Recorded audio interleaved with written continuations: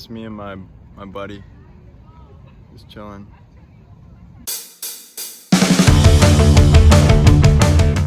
Hello. Welcome back to everyone. So to start the week, I had my first guests, and now may I remind you, before I came to Kenya, I hardly really cooked. I mean, I could do the basics and whatnot, but since I've been to Kenya, I made it a really big priority of mine to just learn, not only how to cook, but cook the staples of Kenyan food. And so I've started to do that. But also along with that, people cook for other people. People give so much, and that's been a huge theme. And so I started to return the favor. And so this last week, one of my friends was heading out. So I decided to invite him over, and in my amazing, spacious little dorm room, I cooked for a dinner for 3 of us. So tonight I'm having my first guests over, cooking my specialty, some rice, vegetables, and some meat.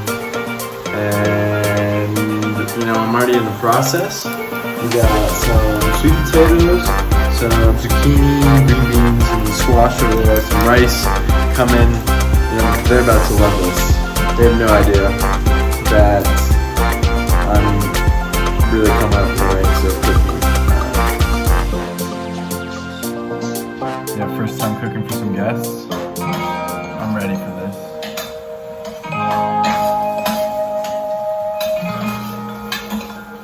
I'm going slow cooking today. Gentle sauteing.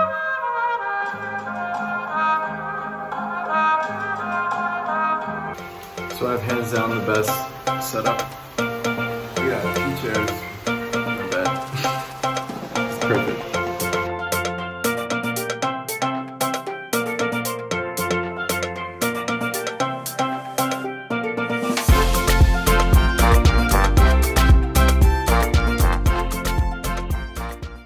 The second half and the majority of the weekend, I was in Mombasa, and was actually made twice as good because I had a ton of recommendations from a ton of people. Really got to know the people, and that for me is worth every minute and every second. Luckily I had Matt along, and as you probably see, Matt was a trooper for hanging with me. I know I just will go on random adventures or just kind of follow a path or go in a random store.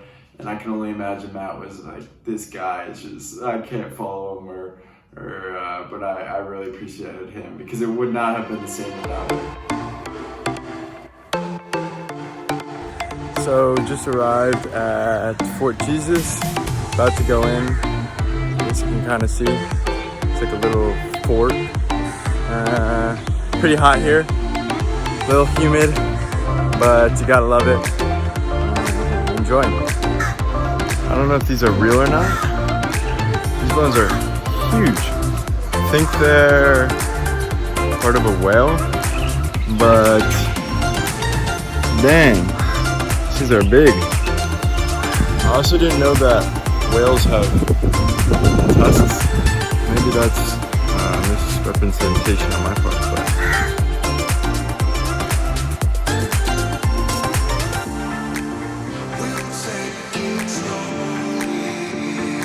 and then while we were there, you can't just do the normal, go in a circle. It's kind of, you follow a path. But we had to go a little bit different direction, explore a little bit, see if there was anything new. And go figure, there's always, if you want to find it, there's always some sort of back corner or back room. And if anybody ever goes to Fort Jesus, if you like to see creatures, totally look up and go in this little crevice thing. If you're not, I would not recommend going in there. So I'm not the biggest fan of bats, but while I'm here at Fort Jesus, you have to do a little exploration.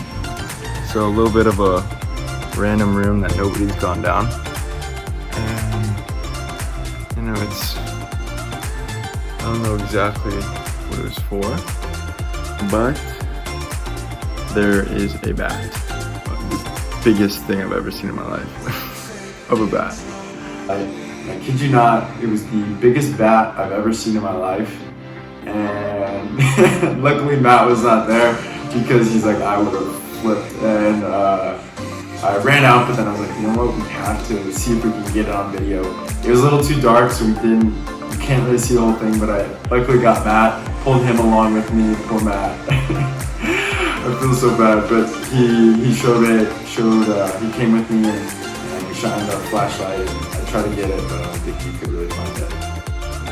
And this way? Under.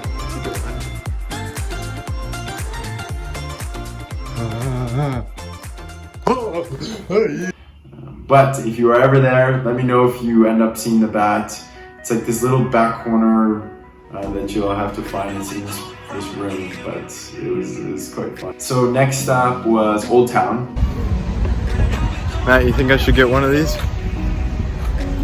What do you think? Should I get one of these? I think it might look good.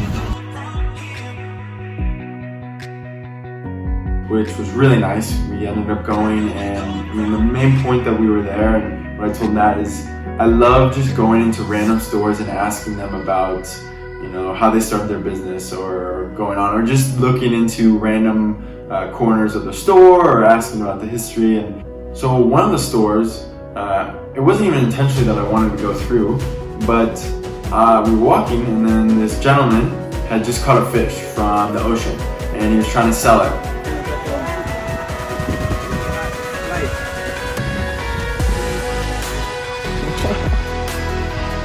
And it was alive and it was flopping around and whatnot. And these women were weighing it, and it was a kilogram, or it was a kilo.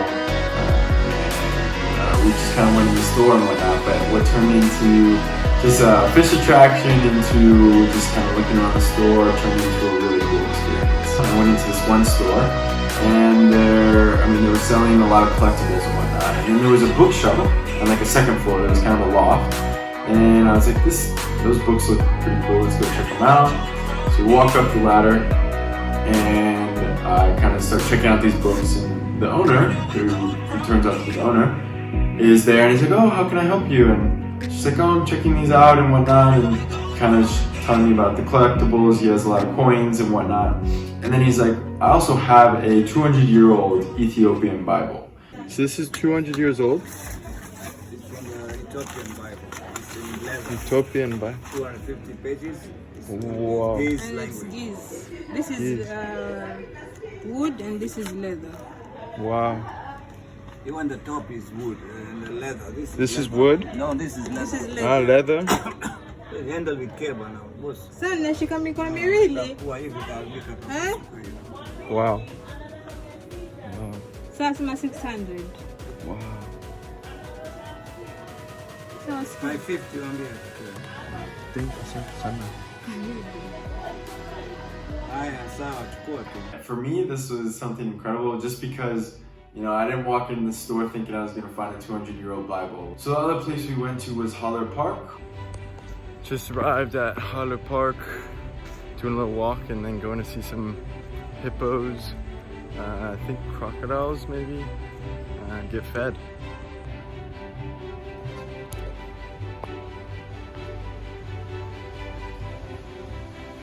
Matt, come join me.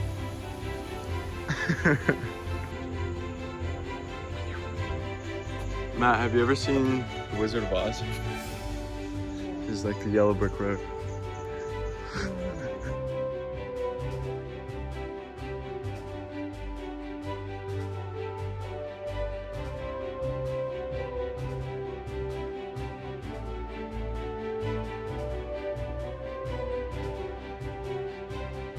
And while I was in Holler Park, they had these massive tortoises.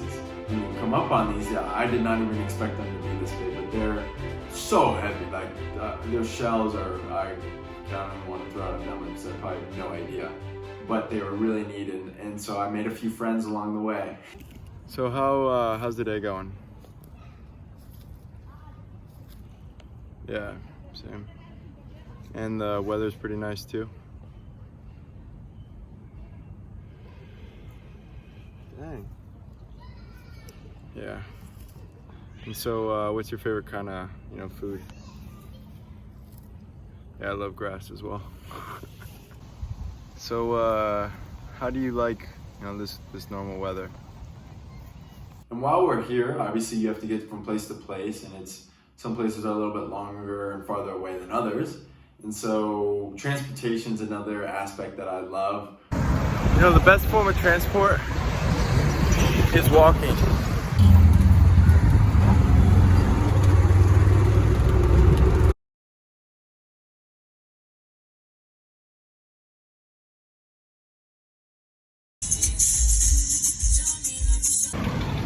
This is the tale of the trip, walking everywhere, amazing.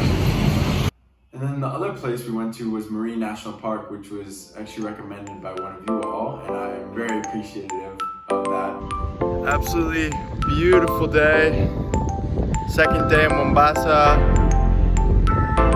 Incredible, we're at the Marine National Park. You can literally just walk through. The water is clear. The weather is perfect. It's pretty amazing. What are you doing?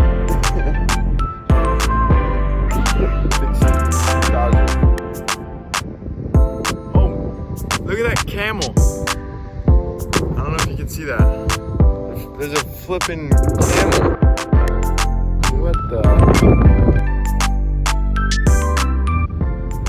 Matt, I think, said, I'm gonna let this guy I don't think I'm the best person to follow. Which is probably smart. I don't know if I would follow myself. Why do I have a feeling that today's gonna result in me getting like dunked in the water? Just a prediction. Alright. No, can't see it now, but I literally just saw a massive eel. Thank God it ran away. I don't know that would have come. Also, I had a new wardrobe change. It's getting a little deep out here. I'm not the biggest fan of eel. Shout out to my mom. She is not a fan of eating eel either. I'm also thinking about it. I'm definitely not going to be able to catch these sea creatures on camera. One, because they're super fast, but two, because I'm just not that great of a photographer.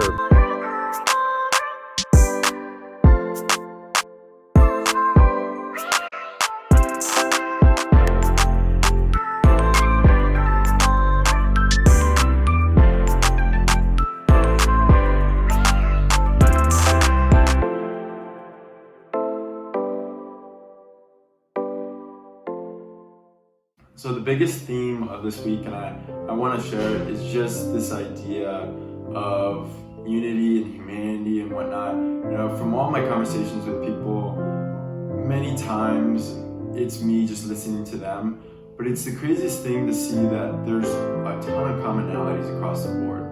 And this same reference was used by at least 5 or 6 people, and it was this idea that, you know, maybe on the outside we may look different, but they're like, you know, when you look at our blood, all of our blood is the same color. Like we're all the same in so many respects, and the differences make us unique. And this uniqueness provides different perspectives, and it provides us different ways to look at life.